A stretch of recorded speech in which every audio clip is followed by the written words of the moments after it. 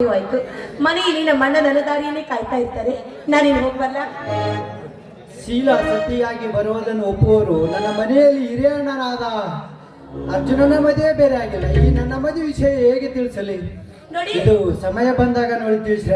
ಅದ್ರ ಬಗ್ಗೆ ನೀವೇನು ಚಿಂತೆ ಮಾಡ್ಬೇಡಿ. ಹೇಗಾದ್ರೂ ಮಾಡಿ ನಮ್ಮ ಅಣ್ಣವ್ರಿಗೆ ಹೇಳಿ ಈ ಮದುವೆ ನಡೆಸೋ ಹಾಗೆ ನಾನ್ ಮಾಡ್ತೀನಿ. ಆದ್ರೆ ನಮ್ಮಿಬ್ಬರ ಪ್ರೀತಿ ವಿಚಾರ ನಿಮ್ಮ ಅಣ್ಣನಿಗೆ ನೀವು ತಿಳಿಸಿದ್ರೆ ಅಷ್ಟೇ ಸಾಕು.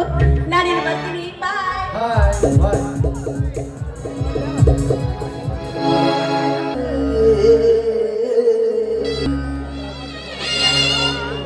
ವಿಧಿ ನೀಡಿದ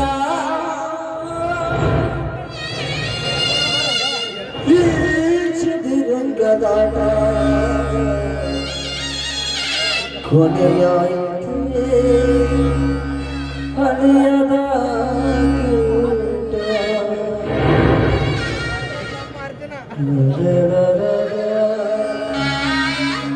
ದೇವ ಕರುಣಾಮಯಿ, ಏನಪ್ಪಾ ನಿನ್ನ ಮಾಯಾ ಲೀಲೆ. ನಿನ್ನನ್ನು ಅರಿತವರಿಲ್ಲ ಜಗ. ಸುಡುವ ಬೆಂಕಿಯ ಬ್ರಹ್ಮಾಂಡವನ್ನೇ ನನ್ನ ಎದೆಯಲ್ಲಿಟ್ಟುಕೊಂಡು ಬದುಕುವಂತಾಗಿದೆ ನನ್ನ ಬಾಳು.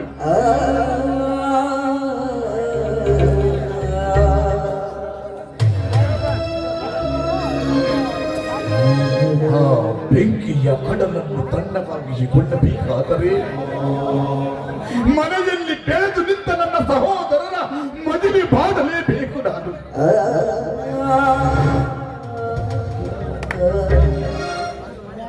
ನನ್ನ ಅಕ್ಕನ ಮಗನಾದ ಗಂಗಮ್ಮಳನ್ನು ನನ್ನ ತಮ್ಮ ಅರ್ಜುನನಿಗೆ ಕೊಟ್ಟು ಮದುವೆ ಮಾಡಬೇಕು. ನನ್ನ ಚಿಕ್ಕ ತಮ್ಮನಾದ ಶಂಕರನಿಗೆ ಎಲ್ಲಿಯಾದರೂ ಬಡತನದ ಮನೆಯ ಕನ್ನೆಯನ್ನು ನೋಡಿ ಅವರಿಬ್ಬರ ಮದುವೆ ನೆರವೇರುತ್ತದೆ.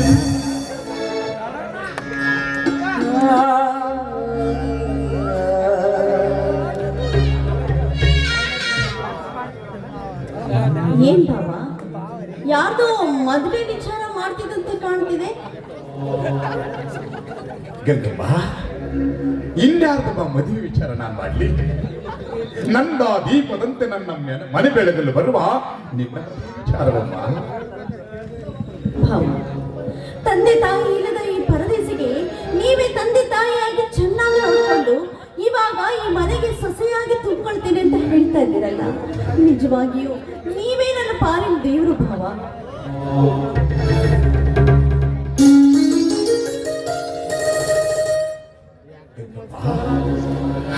ಚಿರಕಾಲ ನೀನು ಚಿರಂಜೀವಿಯಾಗಿ ಬಾಳಪ್ಪ. ಗಂಗಮ್ಮ, ಹುಟ್ಟಿದ ಮನುಷ್ಯನಿಗೆ ಕೆಟ್ಟದು ಮಾಡಂತ ಯಾವ ಧರ್ಮದಲ್ಲಿ ಉಪದೇಶ ಮಾಡಿಲ್ಲ, ಯಾವ ಜಾತಿಯಲ್ಲಿ ಉಲ್ಲೇಖಿಸಿಲ್ಲಮ್ಮ. ಅಂಥದ್ರೊಳಗ ಮಾಡಿದ ಪಾಪಕ್ಕೆ ಮನವೇ ಸಾಕ್ಷಿ, ತೋಡಿದ ಬಾವಿಗೆ ಜನವೇ ಸಾಕ್ಷಿ ಅಂದಾಗ ಸತ್ಯ, ನ್ಯಾಯ, ನೀತಿ, ಧರ್ಮವನ್ನೇ ನಂಬಿ ಬದುಕುತ್ತಿರುವ ನಮ್ಮಂಥವರು ಆ ಧರ್ಮವನ್ನು ಎತ್ತಿಡಿಯಬೇಕಲ್ಲಮ್ಮ. ಆವಾಗ ಭಾರವಾದ ಪಾಪಕ್ಕೆ ಘೋರವಾದ ಶಿಕ್ಷೆ ಕೊಟ್ಟೇ ಕೊಡ್ತಾನೆ ಆ ದೇವರು. ಅಲ್ಲಿವರೆಗೂ ನಮಗೆಷ್ಟೇ ಕಷ್ಟ ಬಂದ್ರು ಕಾದು ನೋಡ್ಬೇಕಷ್ಟೇ. ನಿಜವಮ್ಮ ನಿನ್ನ ಮಾತು. ಸಿಡಿಲಿಗೆ ಹೆದರಿ ಗುಡಿಯ ಒಕ್ಕರೆ ತೊಳಕಲ್ಲಿ ಜಾರುತ್ತದೆ ಮೇಲೆ ಬಿತ್ತಂತೆ. ಬಾರದು ಬಪ್ಪದು, ಬಪ್ಪದು ಎಂದಿಗೂ ತಪ್ಪದು ಎಂಬ ಹಿರಿಯರ ವಾಣಿಯಂತೆ ನೀನು ನಿನ್ನ ಮಾತು ನಿಜವಮ್ಮ. ಹೆಂಗಮ್ಮ ಅಂದಂತೆ ನೀನು ಅರ್ಜುನ ಅವರನ್ನು ಮದುವೆ ಮಾಡಿಕೊಳ್ಳಕ್ಕೆ ನನಗೆ ಇಷ್ಟ ಆಯ್ತು. ನಿನ್ನ ಒಪ್ಪಿಗೆ ಕೇಳಬೇಕಂತ ನಾನು ನಿಂತಿದ್ದೇನೆ. ಇದೇನ್ ಭಾವ ನೀವು ಹೇಳ್ತೀರಾ? ಹೂವಿನ ಜೊತೆ ನಾರು ಸ್ವರ್ಗ ಸೇರಿತು ಅನ್ನೋ ಹಾಗೆ ಕೋಟಿ ವಿದ್ಯೆಗಿಂತ ಮೇಟಿನ ವಿದ್ಯೆ ಮೇಲು ಅನ್ನುವ ನನ್ನ ಅರ್ಜುನ್ ಮಾವನಿಗೆ ಸತಿ ಆಗ್ಬೇಕಾದ್ರೆ ನಾನು ಪುಣ್ಯ ಮಾಡಿರ್ಬೇಕು ಭಾವ. ಒಳ್ಳೆಯ ಗಂಡನಾದರೆ ಒಡವೆನೇ ಬೇಡ, ತುಸುರಾಗಿ ಹಿಟ್ಟಿಯಾದರೆ ಅನ್ನನೇ ಬೇಡಂತೆನೋ ನಿನ್ನದು. ನಾರಿ ನಾರಿ ಮನೆಗೆ ಬರುವವಳು ನಾರಿಯಾಗಬೇಕೆ ವಿನಃ ಮಾರಿಯಾಗಬಾರದೆನ್ನುವ ಸತ್ಯವನ್ನು ತೋರಿಸಿಕೊಟ್ಟೆ ಮಾಡಿ.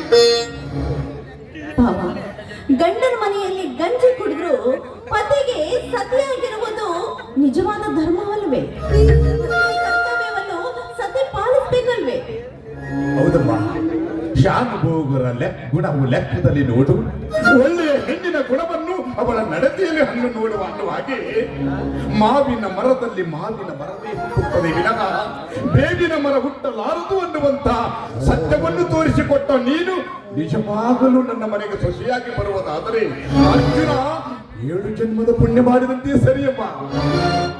ಹ, ಮಾವ, ಶಂಕರ್ ಮಾವ ಬರ್ತಿದ್ದಾರೆ ಅಂತ ಕಾಣುತ್ತೆ.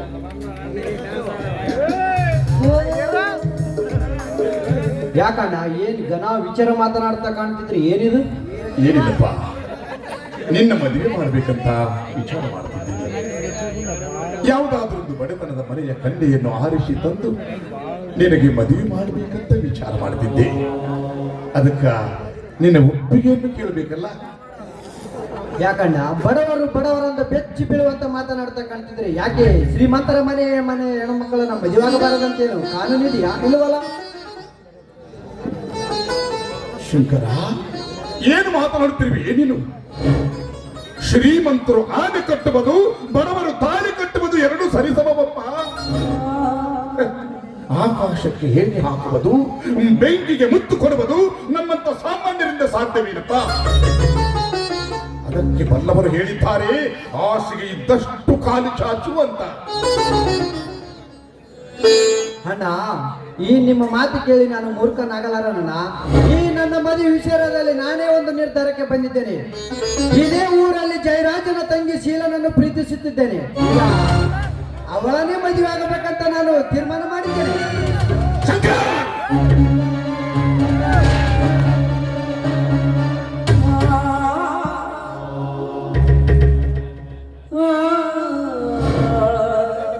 ಏನು ಮಾತಾಡ್ತಿದೀಯ ನೀನು? ಬಡತನದ ಕುಲವನ್ನು ಕೆಳತನದಲ್ಲಿ ನೋಡಬೇಕೇ ವಿನಃ ಶ್ರೀಮಂತಿಕೆಯಿಂದಲ್ಲೋ. ಶಂಕರ್, ತಾಮ್ರದ ದುಡ್ಡಿಗೆ ಆಸೆ ಪಟ್ಟರೆ ತಾಯಿ ಮಕ್ಕಳನ್ನು ಅಗಲಿಸಿಕೊಳ್ಳಬೇಕಾಗುತ್ತದೆ. ಎಚ್ಚರ. ಅಣ್ಣ, ಏನಾಗಿದೆ ಈ ಮನೆಯಲ್ಲಿ? ಯಾಕೆ ಈ ರೋಷ ವೇಷದ ಮಾತುಗಳು? ಗಂಗಾ, ನೀನಾದರೂ ಹೇಳು, ಏನಾಗಿದೆ ಅಂತ. ಮಾಮ, ಅದು ಗಂಗಮ್ಮ, ಏನಿಲ್ಲ ಅರ್ಜುನ, ನಿಮ್ಮಿಬ್ಬರ ಮದುವೆ ಮಾಡಬೇಕಂತ ನಾನು ತೀರ್ಮಾನ ತೆಗೆದುಕೊಂಡಿದ್ದೀನಿ. ಅದಕ್ಕ ತಾಯಿಲ್ಲದ ತಪ್ಪಲಿಯಾಗಿರುವಂತ ನನ್ನ ಅಕ್ಕನ ಮಗಳಾದ ಗಂಗಮ್ಮನನ್ನು ನನ್ನ ಸೊಸೆಯಾಗಿ ಮಾಡಿಕೊಳ್ಬೇಕು ಅಂದ್ರ ನಿನ್ನ ಜೊತೆ ಮದುವೆ ಮಾಡಬೇಕು ಅಂತ ತೀರ್ಮಾನಿಸಿದ್ದೀನಿ. ಇದಕ್ಕೆ ನಿನ್ನ ಒಪ್ಪಿಗೆ ಏನಂತ? ಅಣ್ಣ, ಇದು ಎಂತ ಮಾತನಾಡುತ್ತಿರುವೆ ಅಣ್ಣ? ತಂದೆ ತಾಯಿ ಇಲ್ಲದೆ ತಪ್ಪಲಿಯಾದ ನನ್ನನ್ನು ಸಾಕಿ ಸಲಿಸಿದ ನಿಮ್ಮ ಮುಂದೆ ಅಪ್ಪನ ಕೊಡುವಷ್ಟು ದೊಡ್ಡವನಲ್ಲ ನಾಯಿ ನಿನ್ನ ತಮ್ಮ ಅರ್ಜುನ. ಹತ್ತವ ಕೊಟ್ಟ ಅಮೃತಕ್ಕಿಂತ ಎತ್ತವ ಕೊಟ್ಟ ಅಂಬಲಿ ಲೇಸಿ ಎನ್ನುವ ನನ್ನ ನಾಯಿ ನಿನ್ನ ತಮ್ಮ. ಅಂದಾಗ ಈ ಸಮಾಜದಲ್ಲಿ ನೀನು ಯಾರನ್ನು ತೋರಿಸುವ ತಾಳಿ ಕಟ್ಟು ಎಂದರೆ ಸಾಕಣ್ಣ. ಕಣ್ಣು ಮುಚ್ಚಿ ತಾಳಿ ಕಟ್ಟುತ್ತೇನೆ, ಇದರಲ್ಲಿ ಸಂದೇಹ ಬೇಡಣ್ಣ. ಸಾರ್ಥಕವಾಯಿತಪ್ಪ, ನನ್ನ ಜನ್ಮ ಸಾರ್ಥಕವಾಯಿತು. ನಿನ್ನಂತ ತಮ್ಮನನ್ನು ಪಡೆದ ನನ್ನ ಜನ್ಮ ನಿಜಕ್ಕೂ ಸಾರ್ಥಕವಾಯಿತು. ತುಂಬಿದ ಕೊಡ ತುಳುಕುವುದಿಲ್ಲ ಎನ್ನುವ ಸತ್ಯವನ್ನು ಎತ್ತಿ ತೋರಿಸಿಕೊಂಡ ಈ ಸಮಾಜದಲ್ಲಿರುವ ನನ್ನಂತ ಹಿರಿಯ ಹಣ್ಣಂದರಿಗೆ ಹೌದಪ್ಪ, ನೋಡ ಇಲ್ಲಿ ನೋಡು, ನಿನ್ನ ಅಣ್ಣನನ್ನು ನೋಡಿ ಕಲಿತುಕೋ. ಆವಾಗಲಾದ್ರೂ ನಿನಗೇನಾದ್ರೂ ಸ್ವಲ್ಪ ಬುದ್ಧಿ ಬರುತ್ತೆ. ಹೋಗ್ಲಿ ಬಿಡಿ ಭಾವ. ಶಂಕರ್ ಮಾವನು ನಿಮ್ಗೆ ಎದುರು ಮಾತಾಡ್ಬೇಕು ಅಂತ ಮಾತಾಡ್ಲಿಲ್ಲ. ಅದೇನು ಹೇಳ್ತಾರಲ್ಲ, ಅರಸನ ಮಗಳಾದ್ರೂ ಪುರುಷನಿಗೆ ಸತಿ ಆಗ್ಬೇಕು ಅಂತ. ಹಂಗಂದಾಗ ಮಾಮ ಆಸೆ ಪಟ್ಟಿದ್ರಲ್ಲಿ ತಪ್ಪೇನಿದೆ?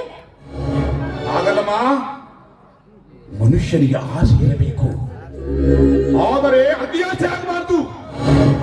ಅದರಂತೆ ಬಡವನ ಅತಿಯಾಸೆ ಗತಿಗೇರಿಸುತ್ತದೆ ಅನ್ನುವ ಹಾಗೆ ಶ್ರೀಮಂತರನ್ನು ನೆನೆಸಿದರೆ ಅದು ಅವನ ಬಹಳ ಅಲೋಪತರಕ್ಕಾಗಬಹುದೆಂಬುದು ಅವನಿಗೇನು ಗೊತ್ತಮ್ಮ? ಹೋಗಲಿ ಬಿಡಣ್ಣ. ಶಂಕರ್ ಬೇರೆ ಯಾರಲ್ಲ, ನಮ್ಮಿಬ್ಬರ ಮುದ್ದಿನ ತಮ್ಮ. ಅವನು ಯಾವರನ್ನು ಪ್ರೀತಿ ಮಾಡಿದ್ದನೋ ಅವರನ್ನು ತಂದು ಮದುವೆ ಮಾಡೋಣ. ಈಗಿನ ಕಾಲದಲ್ಲಿ ಪ್ರೀತಿ ಅನ್ನೋದು ಫ್ಯಾಷನ್ ಆಗಿ ಬಿಟ್ಟಿದಣ್ಣ. ನೋಡು ಶಂಕರ್, ಹಣ್ಣ ಹೊಡೆದಕ್ಕೆ ನೀನೇನು ಬೇಜಾರು ಮಾಡ್ಕೋಬೇಡ. ಹೇಳಪ್ಪ, ನೀನು ಸಾಕಿದ ಪ್ರೀತಿಸಿದ ಹುಡುಗಿ ಯಾರು ಅಂತ?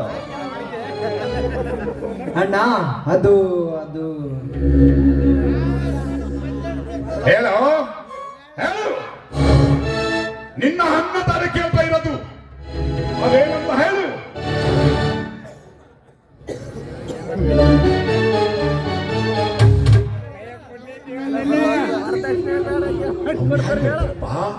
ಅವನು ಹಾಗಂತ ಹೇಳ್ತಾನ.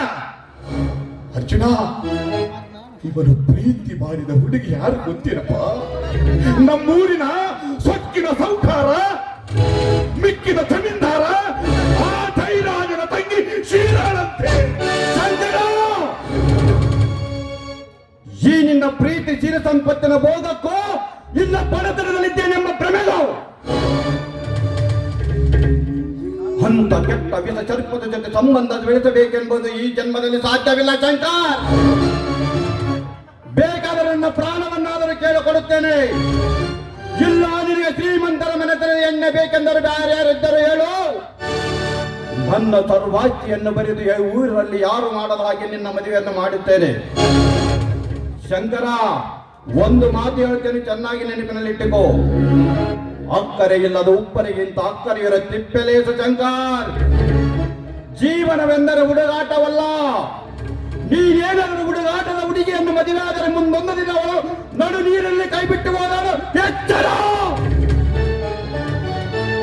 ಶಂಕರ, ನಿನ್ನ ಅಣ್ಣನ ಮಾತು ಕೇಳಿ ತಿಳಿದುಕೋಪ. ಆ ಜೈರಾಜನೆಂದರೆ ಕಂಡವರ ಮಕ್ಕಳನ್ನು ಬಾವಿಗೆ ದೂಡಿ ನೆಲೆ ನೋಡುವ ಮನುಷ್ಯ ಅವನು. ಬೇಡಪ್ಪ, ಅವರ ಸಹವಾಸ ಬೇಡ. ಅರ್ಜುನ, ಈ ನನ್ನ ಹೇಳಿದ ನೋಡು, ಆ ಶ್ರೀಮಂತಿಕೆಯರ ಜೊತೆ ಸಂಬಂಧ ಮಾಡಿದರೆ ನಿನ್ನನ್ನು ಕಾರಲ್ಲಿ ಕರ್ಕೊಂಡು ಹೋಗಿ ಕಾಡಿನಲ್ಲಿ ಬಿಟ್ಟಂಗಾಗುತ್ತೋ. ನಿನ್ನ ಬಾಳು ಕಾಡಲ್ಲಿ ಬಿಟ್ಟಂಗಾಗುತ್ತೆ. ಅಣ್ಣ, ನೀವು ಏನು ಮಾತನಾಡ್ತೀರಿ ಎಂಬುದು ಗೊತ್ತಾ? ನಾನು ಒಬ್ಬ ಹಳ್ಳಿಯಲ್ಲಿ ಶಾಲೆ ಕಲಿತು ವಿದ್ಯಾವಂತನೆಂಬುದನ್ನು ಮರಿಬೇಡಣ್ಣ. ಯಾಕಣ್ಣ ನೀವು ಯಾಕೆ ಅವಿವಿದ್ಯಂತರ ತರ ಮಾತನಾಡ್ತಾ ಕಾಣ್ತಿದ್ದೀರಿ? ಮಾವ, ಯಾರ ಎದುರಿಗೆ ಏನ್ ಮಾತಾಡ್ತಿದ್ದೀರಿ ಅಂತ ಗೊತ್ತಾ ನಿಮ್ಗೆ? ನೋಡಮ್ಮ, ಅದೇನು ಗೊತ್ತಿಲ್ಲ. ನಾನು ಅವಳನ್ನು ಪ್ರೀತಿಸುತ್ತಿದ್ದೇನೆ. ಈಗ ಅವಳನ್ನೇ ಮದುವೆ ಆಗುತ್ತೇನೆ ಅಷ್ಟೇ. ಅರ್ಜುನ, ನೋಡಿದೇನಪ್ಪ ನಿನ್ನ ತಮ್ಮನ ವರ್ತನೆ ಎಂದು. ಪ್ರೀತಿಯ ಹುಚ್ಚು ತಲೆಗೇರಿಸಿಕೊಂಡು ಹಿರಿಯರೆಂಬುದನ್ನು ಮರೆತು ಮಂಗನಂತೆ ಹೇಗೆ ವರ್ತಿಸುತ್ತಿದ್ದಾನೆ ನೋಡು. ಅರ್ಜುನ, ಅದಕ್ಕೆ ಹೇಳಿದ್ದಾರೆ, ಮಣ್ಣಿನಿಂದ ಕೌರವ ಕೆಟ್ಟ, ಹೆಣ್ಣಿನಿಂದ ರಾವಣನು ಕೆಟ್ಟ. ಇನ್ನು ಮುಂದೆ ಎಲ್ಲಿಗೆ ಬಂದು ನಿಲ್ಲಿದ್ದು ನನ್ನ ಮನೆ ಬರ್ತಾನೆ, ಆ ದೇವರಿಗೆ ಗೊತ್ತಿಲ್ಲ. ಅರ್ಜುನ, ಈ ಭಾರವನ್ನು ನಿನ್ ಮೇಲೆ ಹಾಕಿದ್ದೀನಪ್ಪ, ನೀನೇ ಬಗೆಹರಿಸಪ್ಪ. ಅಣ್ಣ, ಆನೆ ಹೊತ್ತವನಿಗೆ ಅದರ ಬಾಲ ಬರುವುದು ಕಷ್ಟವೇನಣ್ಣ. ಯಾರ ಮುಂದೆ ತಲೆ ಎತ್ತಿ ಬದುಕಬೇಕೆಂದುಕೊಂಡಿದ್ದನೋ ಈ ನಿನ್ನ ತಮ್ಮ, ಅವರ ಮುಂದೆ ತಲೆ ತಗ್ಗಿಸುವಂತಾಯಿತಣ್ಣ ನನ್ನ ಜೀವನ. ಅನೇಕ ಬಡವರ ಜೀವಗಳನ್ನು ಬಲಿ ತೆಗೆದುಕೊಂಡು ಹತ್ತೂರು ಅಮ್ಮನ ಅಮ್ಮೀರನಾಗಿ ಮೆರೆಯುವ ಆ ಸಕ್ಕಿನ ಶ್ರೀಮಂತನಿಗೆ ಮಿಕ್ಕ ಹುಲಿಯಾಗಿ ಹಣದ ರಾಶಿಯ ಮೇಲೆ ಮೆರೆಯುತ್ತಿರುವ ಅವನ ರೆಕ್ಕೆ ಪುಕ್ಕಗಳನ್ನು ಕತ್ತರಿಸಿ ಅವನಿಂದ ಅನ್ಯಾಯಕ್ಕೆ ಒಳಗಾದ ಜನರಿಂದ ಚೀಚು ಎನ್ನಿಸಬೇಕೆಂದುಕೊಂಡಿದ್ದನು ಈ ನಿನ್ನ ತಮ್ಮ.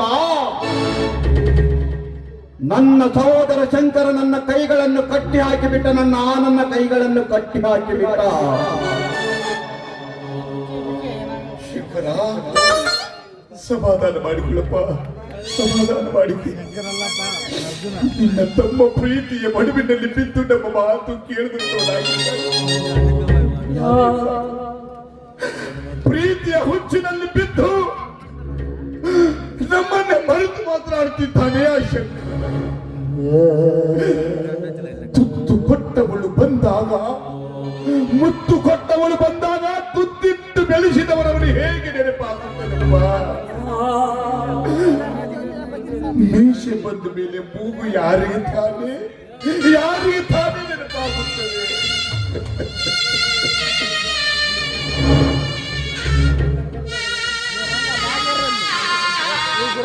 ಅಣ್ಣ ಈ ನಿಮ್ಮ ಮಸಳ ಕಣ್ಣೀರಿಗೆ ಕರಗಲಾರನು ಈ ಶಂಕರ್ ಬರ್ತೀನಿ.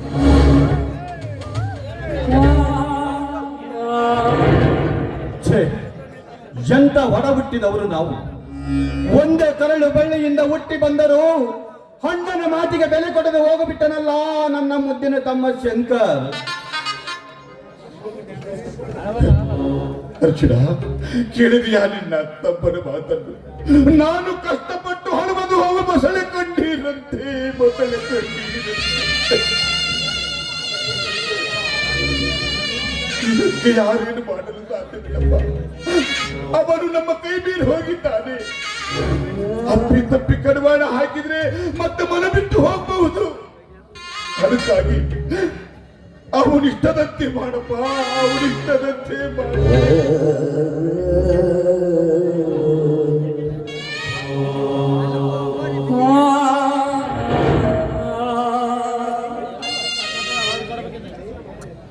ಅದಕ್ಕೆ ಚಿಂತಿಸುವ ಈಗಾಗಲೇ ಶಂಕರ್ ಮಾವ ಪ್ರೀತಿಯ ಬಲೆಯಲ್ಲಿ ಬಿದ್ದು ಬಿಟ್ಟಿದ್ದಾನೆ. ಅದಕ್ಕೆ ಮಿಂಚಿ ಹೋದ ಕಾಲಕ್ಕೆ ಚಿಂತಿಸಿದ್ರೆ ಫಲವಿಲ್ಲ. ಗಂಗಾ, ಅವನಿಷ್ಟದಂತೆಯೇ ಆಗಲಿ. ಗಂಗಾ, ನಿನಗಿದ್ದಷ್ಟು ಬುದ್ಧಿ ನನ್ನ ತಮ್ಮನಿಗಿಲ್ಲವಲ್ಲ ಅಂತ ಅನ್ನಿಸುತ್ತಿದೆ. ಹಾ ಗಂಗಾ, ಮದುವೆ ವಿಷಯದಲ್ಲಿ ನನ್ನ ಅಣ್ಣನ ನಿರ್ಧಾರಕ್ಕೆ ನಿನ್ನ ಒಪ್ಪಿಗೆ? ಒಪ್ಪಿಗೆನೊಪ್ಪಿ ನಿಮಗೆ ಕೊರಳನ್ನು ಮೀಸಲಿಟ್ಟು ನಿಮ್ಮ ಕೈಯಿಂದ ಮಾಂಗಲ್ಯ ಕಟ್ಟಿಸ್ಕೊಂಡ್ರೇನೆ ನನಗೆ ತೃಪ್ತಿ ಆಗೋದು. ಮಾವ, ನನಗೆ ಆಶೀರ್ವಾದ ಮಾಡಿ ಮಾವ. ಎದ್ದೇಳು ಗಂಗಾ, ಎದ್ದೇಳು.